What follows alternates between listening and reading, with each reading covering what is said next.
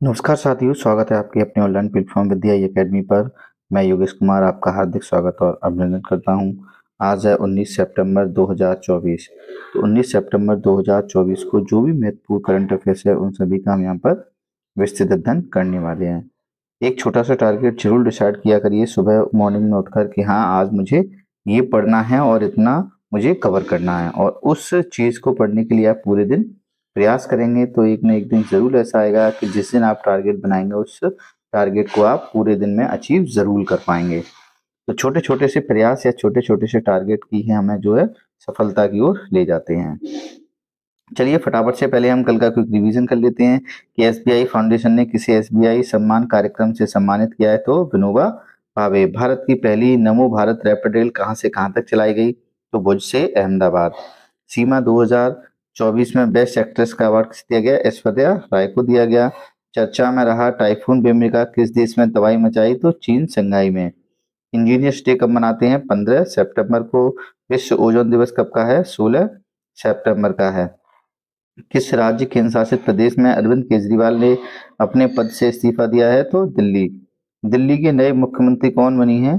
तो आतिशी मार्लेना बनी है आपकी। किस राज्य के मेडिकल कॉलेजों में मेडिकल शिक्षा के पाठ्यक्रम अब हिंदी में भी उपलब्ध कराए जाएंगे? तो ये राज्य है आपका राजस्थान है। बेल्जियम बैडमिंटन टूर्नामेंट किसने जीता है? तो अनमोल खरब ने जीता है। 55वां अंतर्राष्ट्रीय फिल्म महोत्सव 2024 का आयोजन कहाँ किया जाएगा? तो ये गोवा में किया जाएगा। संविधान मंदिर का उद्घाटन कहाँ किया गया है? महाराष्ट्र राज्य में किया गया है। ऑपरेशन सद्भाव को किसने चलाया है? तो भारत। ऑपरेशन अवन यमन को किसने चलाया? तो इजराइल ने। एनपीएस स्वास्थ्य योजना को कब लॉन्च किया गया? तो 18 सितंबर 2024 को। विश्व रोगी सुरक्षा दिवस कब मनाते हैं? 17 सितंबर।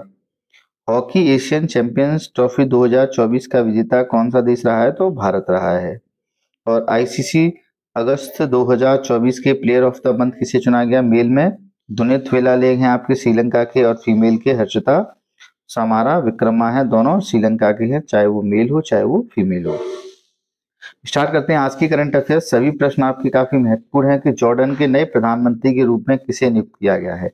जफर हसन, किंग अब्दुल्ला द्वितीय, बिशर खासा बने क्या कीर स्टारमर? तो देखिए, जॉर्डन के जो अभी नए प्रधानमंत्री बने हैं वो बने आपके जफर हसन बने हैं आपके। तो किंग अब्दुल्ला द्वितीय ने जो है इनके नाम की घोषणा की है। किसके स्थान पर बने हैं? तो बिशर खासा बने के स्थान पर जो है जफर हसन जॉर्डन के नए प्रधानमंत्री बने हैं। कीर स्टारमर कहाँ के हैं? तो ये ब्रिटेन के हैं आपके। कुछ नई नियुक्तियों की हम डिस्कस कर लेते हैं यहाँ पर। फ्रांस के अभी नए प्रधानमंत्री मिशेल बर्नियर, अल्जीरिया के नए राष्ट्रपति अब्देल मजीद तब्बे के बने हैं, एस्टोनिया के नए प्रधानमंत्री क्रिस्टन मिशन बने हैं, ब्रिटेन के नए प्रधानमंत्री कीर स्टारमर बने हैं, रूस के नए प्रधानमंत्री मिखाइल मिस्टोनिक बने हैं, कांगो की पहली महिला राष्ट्रपति जूथे सुनवाला तुलुका बनी हैं, चांद के नए राष्ट्रपति मोहम्मद इदरीम बने हैं, वियतनाम के नए राष्ट्रपति टोले में आपके, ताइवान के नए राष्ट्रपति लाई विंग हैं, लिथुआनिया के नए राष्ट्रपति गिना गितानस नौसेदा, और स्लोवाकिया के नए राष्ट्रपति हैं पीटर पेलेग्रिनी। ये कुछ महत्वपूर्ण नियुक्तियां हैं जो आपको याद रखनी है। चलते हैं अगले प्रश्न की तरफ। उससे पहले एक बेहतरीन मोटिवेशनल कोट। मैदान में हारा हुआ इंसान फिर से जीत सकता है, लेकिन मन से हारा हुआ इंसान कभी नहीं जीत सकता। ये वो व्यक्ति है जो मन से हार गया है। इसलिए आपको तैयारी करते रहना है, कभी भी ये नहीं सोचना है कि मेरा सिलेक्शन नहीं होगा। हमेशा होगा। पॉजिटिव थिंकिंग के साथ यदि आप तैयारी करेंगे तो आप जरूर सफल होंगे। इसलिए मन से आपको कभी नहीं हारना है कि हाँ, मेरा सिलेक्शन नहीं होगा या ये मुझे नहीं आता। सब सीख सकते हैं। सिलेक्शन आपका कन्फर्म है, 110% सिलेक्शन होगा आप सभी लोगों का। नेक्स्ट है, बंदरगाह मंत्रालय ने किसे अपना ब्रांड एम्बेसडर बनाया है? मनु भाकर, अवनी लेखरा, आलिया भट्ट या अमिताभ बच्चन? तो देखिए, बंदरगाह मंत्रालय ने अभी मनु भाकर जी को क्या बनाया? ब्रांड एम्बेसडर बनाया है। ये क्या है? ये एक निशानेबाज है आपकी। और बात करेंगे जहाजरानी मंत्रालय किसके पास है? तो सर्बानंद सोनेवाल जी के पास है।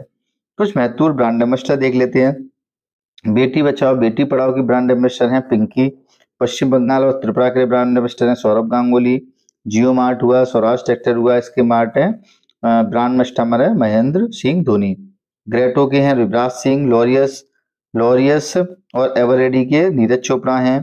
प्यूमा इंडिया के मोहम्मद सामी हैं। राष्ट्रीय दिव्यांग आइकन चुनाव आयोग शीतल देवी। लॉरियस के ब्रांड एम्बेसडर हैं रविंद्र जडेजा। बीपीसीएल के राहुल द्रविड़ हैं। इन्फोसिस के ब्रांड एम्बेसडर राफेल नडाल और ईगा स्वातिक हैं। बिसलरी की ब्रांड एम्बेसडर दीपिका पादुकोण। तो ये कुछ महत्वपूर्ण ब्रांड एम्बेसडर हैं आपके। आगे देखते हैं कॉमनवेल्थ गेम जो 2026 में होंगे, इसकी मेजबानी कौन सा देश करेगा। ये यहाँ पर टोक्यो होगा, Tokyo Japan, Glasgow Scotland, Shanghai चीन या विक्टोरिया ऑस्ट्रेलिया। तो देखिए जो आपके कॉमनवेल्थ गेम है वो विक्टोरिया ऑस्ट्रेलिया में होने वाले थे, लेकिन उन्होंने किसी कारणवश मना कर दिया है। तो अब ये जो 2026 में होंगे ये होंगे बी ऑप्शन में, ग्लासगो स्कॉटलैंड में आयोजित किए जाएंगे आपके। पहली बार देखेंगे कॉमनवेल्थ गेम 1930 में आयोजित किए गए, हैमिल्टन कनाडा में आयोजित किए गए। हर 4 साल में एक बार इस प्रतियोगिता का आयोजन किया जाता है।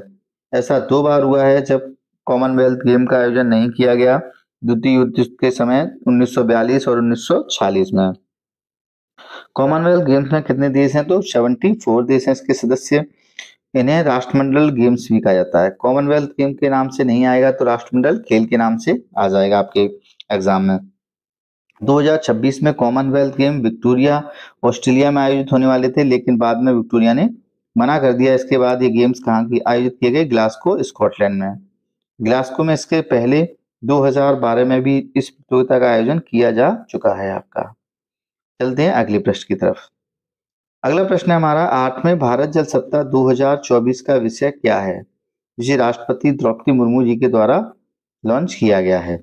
तो इसका है समावेशी जल विकास और प्रबंधन के लिए साझेदारी और सहयोग। तो सी ऑप्शन हमारा क्या हो जाएगा, सही हो जाएगा। तो देखिए राष्ट्रपति द्रौपदी मुर्मू ने 17 सितंबर 2024 को नई दिल्ली में 8वें जल सप्ताह का उद्घाटन किया था।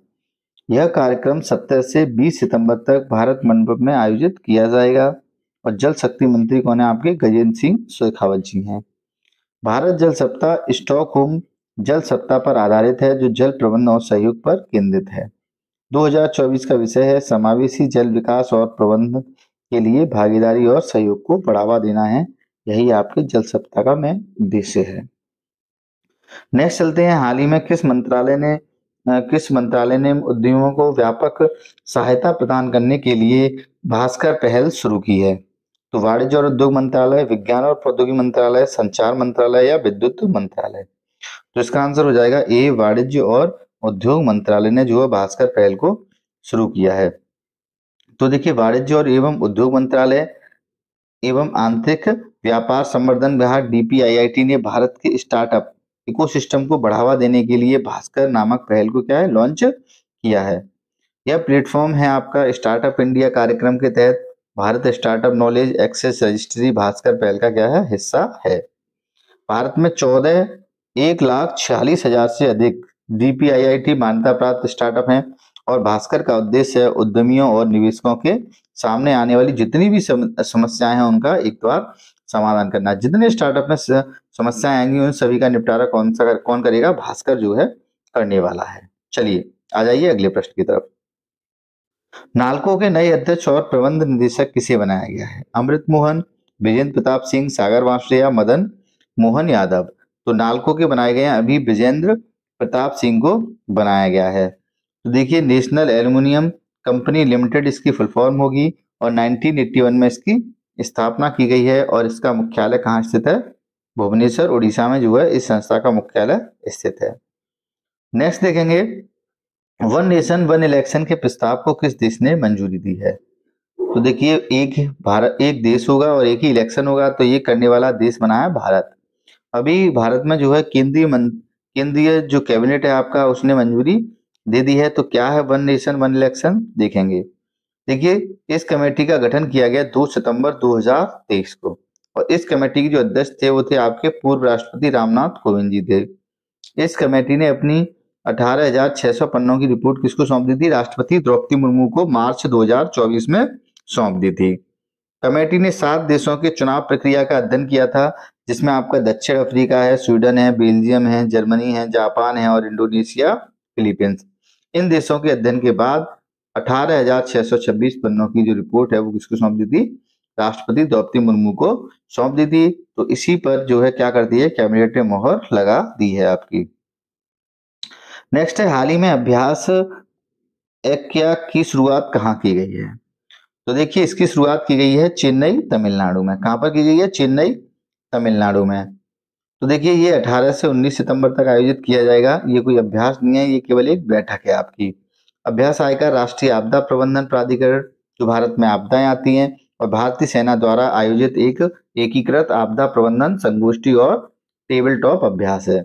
यानी साथ में बैठकर बातें करने वाले हैं। और इस अभ्यास के विषय में देखिए सुनामी पर चर्चाएं होंगी, भूस्खलन, बाढ़, जंगल की आग और चक्रवात जैसी समस्याएं जो भारत में आ रही हैं उन पर चर्चा की जाएगी, और उन सभी के लिए जो है तुरंत समस्या का समाधान करने पर जो है विचार किया जाएगा इस अभ्यास में आपका।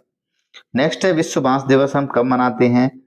16 सितंबर, 17 सितंबर, 18 सितंबर या 19 सितंबर? तो ये मनाते हैं हम 18 सितंबर को मनाते हैं।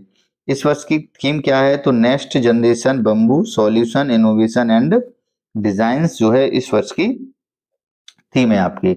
अगर आपसे बात करी जाए कि विश्व बांस संगठन की स्थापना कब की गई, तो 2005 में की गई। और इसका मुख्यालय कहाँ स्थित है? तो एंटवर्प बेल्जियम में इस संस्था का मुख्यालय स्थित है। अब देख लेते हैं हम जनवरी माह के कुछ महत्वपूर्ण दिवस।